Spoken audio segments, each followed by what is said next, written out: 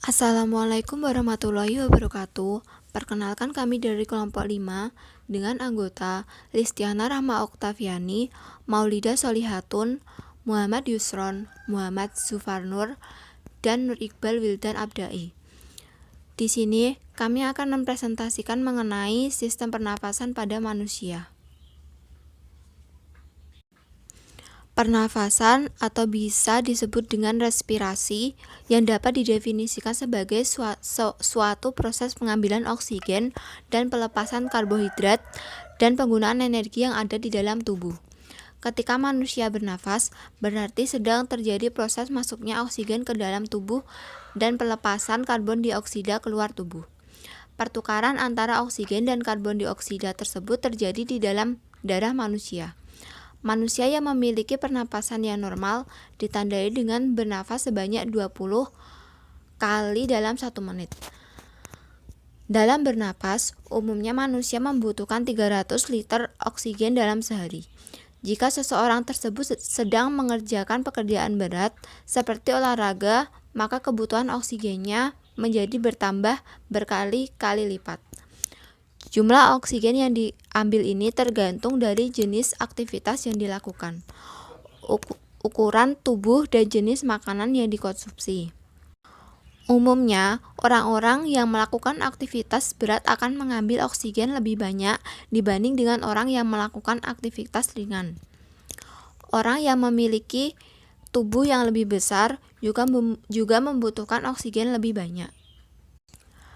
Kemudian selanjutnya adalah jenis-jenis pernapasan. Yang pertama adalah pernapasan dada. Pernapasan yang dilakukan dengan menghirup oksigen dan menampungnya dengan paru-paru. Yang kedua adalah pernafasan perut.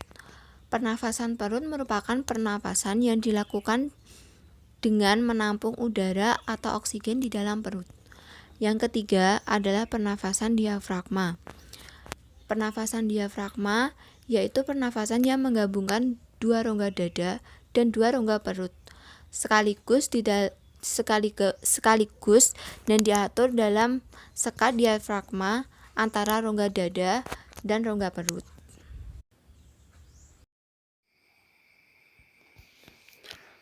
Selanjutnya, fungsi sistem pernapasan manusia.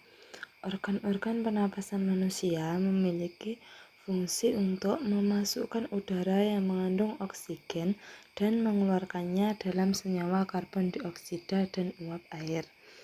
Selain untuk bernapas, sistem pernapasan manusia juga memiliki fungsi untuk membuat suara.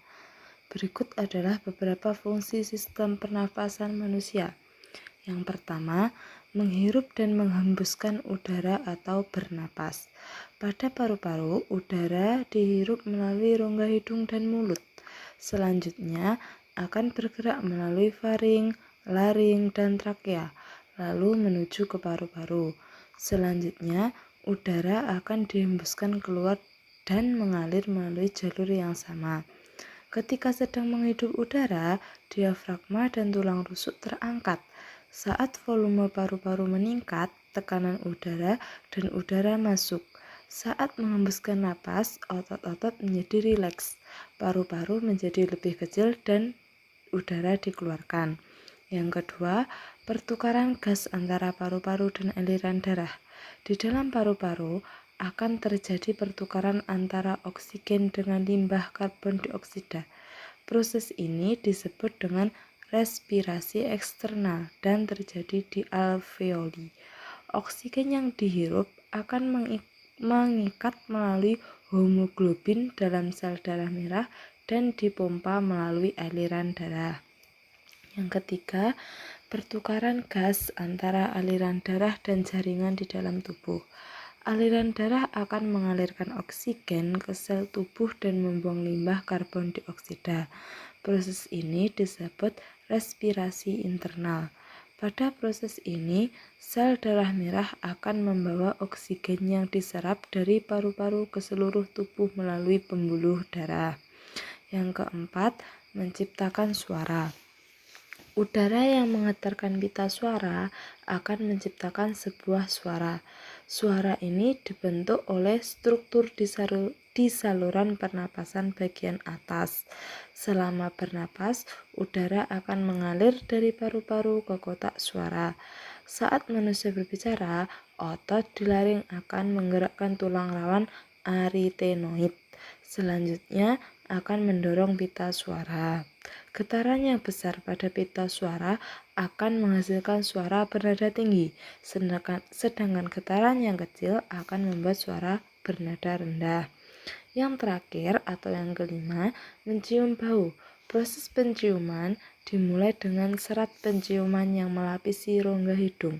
Saat udara memasuki rongga hidung, bahan-bahan kimia di udara akan mengaktifkan reseptor sistem saraf. Stimulus ini akan mengirimkan sinyal ke otak. Sinyal tersebut akan bergerak dan dari situlah manusia bisa mengenali bau. Yang selanjutnya, organ dan bagian-bagian sistem pernapasan manusia. Yang pertama, rongga hidung. Udara yang berasal dari luar akan memasuki rongga hidung. Di dalam rongga hidung yang berselaput ada kelenjar minyak dan juga kelenjar keringat. Selaput itu berfungsi untuk menangkap benda-benda asing yang masuk ke dalam saluran pernapasan. Di dalam rongga hidung juga ada rambut-rambut kecil dan tebal. Rambut-rambut itu memiliki fungsi untuk menyaring partikel kotoran-kotoran yang masuk ke dalam hidung bersama udara. Selain itu, ada juga konka yang memiliki fungsi untuk menghangatkan udara dingin yang masuk ke dalam rongga hidung. Yang kedua, faring atau tenggorokan. Udara yang masuk dari tenggorokan hidung akan melewati tenggorokan. Tenggorokan memiliki dua cabang saluran, yaitu saluran pernafasan dan saluran pencernaan yang terletak di bagian belakang. Fungsi utama tenggorokan adalah menyediakan saluran udara yang masuk dan juga keluar. Di tenggorokan juga ada pita suara yang berguna untuk menghasilkan suara. Yang selanjutnya, trakea atau batang tenggorokan. Tenggorokan adalah organ yang berbentuk pipa dan terletak di sebagian leher sampai ke rongga dada. Dinding tenggorokan sangat tipis dan kaku dan ada di dalam rongga bersilia. Silia ini memiliki fungsi untuk menyaring benda-benda asing yang masuk melalui saluran pernapasan. Batang tenggorokan ada di depan kerongkongan. Batang tenggorokan memiliki dua cabang. Cabang dari tenggorokan itu akan bercabang-cabang lagi di dalam paru-paru dan menjadi saluran kecil yang disebut bronkiolus. Yang keempat, laring atau pangkal tenggorokan. Pangkal tenggorokan adalah organ pernapasan yang berbentuk seperti saluran dan dikelilingi oleh tulang rawan. Pangkal tenggorokan memiliki tulang rawan yang disebut epiglotis. Tulang rawan ini ada di bagian pangkal laring. Pangkal tenggorokan juga diselimuti oleh membran yang bernama mucosa. Membran tersebut memiliki epitel-epitel berlapis yang cukup tebal untuk menahan getaran-getaran suara yang sampai pada tenggorokan. Yang kelima, bronkus atau cabang batang tenggorokan. Fungsi dari cabang batang tenggorokan adalah menyediakan jalan untuk udara yang ingin masuk dan keluar dari dan menuju paru-paru. Yang keenam, pulmo atau paru-paru. Paru-paru berada di dalam rongga dada bagian atas. Di samping paru-paru ada tulang rusuk dan di bawahnya ada diafragma. Paru-paru terbagi menjadi dua bagian, yaitu bagian kanan dan bagian kiri. Paru-paru bagian kanan terdiri dari 3 lobus, sedangkan paru-paru kiri memiliki 2 lobus saja. Paru-paru diselimuti oleh selaput yang tipis. Selanjutnya yaitu proses pernapasan manusia. Manusia memiliki dua mekanisme pernapasan, yaitu pernapasan dada dan pernapasan perut. Yang pertama, pernapasan dada. Ketika kita bernapas menggunakan dada, otot yang berperan adalah otot-otot di sekitar tulang rusuk. Otot-otot ini dibagi menjadi dua, yaitu otot tulang rusuk luar dan otot tulang rusuk dalam. Yang kedua yaitu pernapasan perut.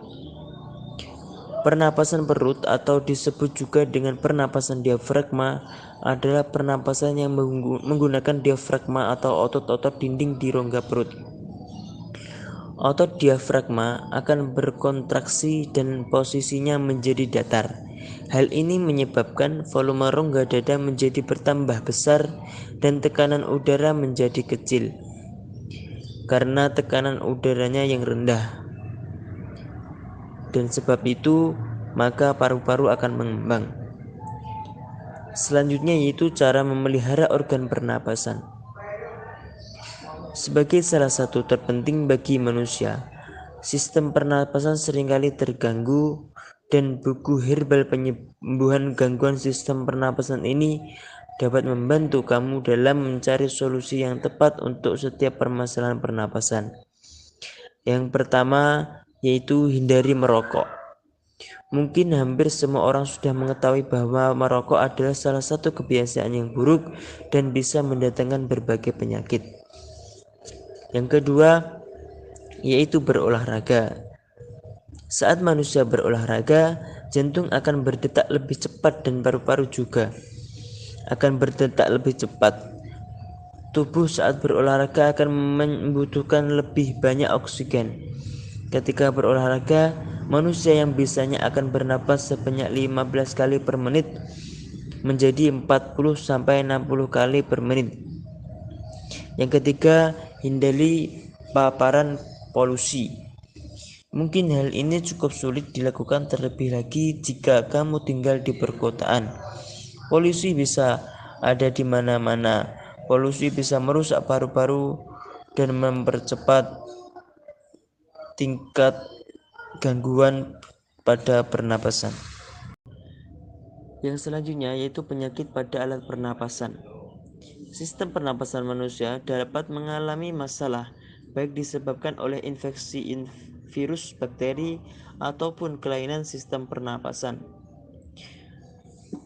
Adapun penyakit pada alat pernapasan yaitu sebagai berikut.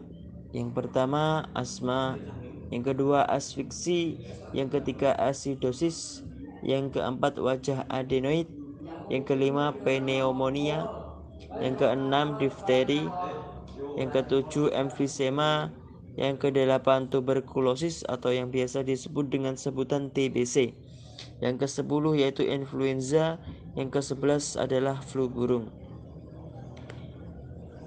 Mungkin cukup itu dari kelompok 5 yang dapat disampaikan. Saya perwakilan dari kelompok 5. Apabila ada salah dari awal hingga akhir, saya sebagai perwakilan dari kelompok 5 mohon maaf yang sebesar-besarnya. Wal afu minkum. Wassalamualaikum warahmatullahi wabarakatuh.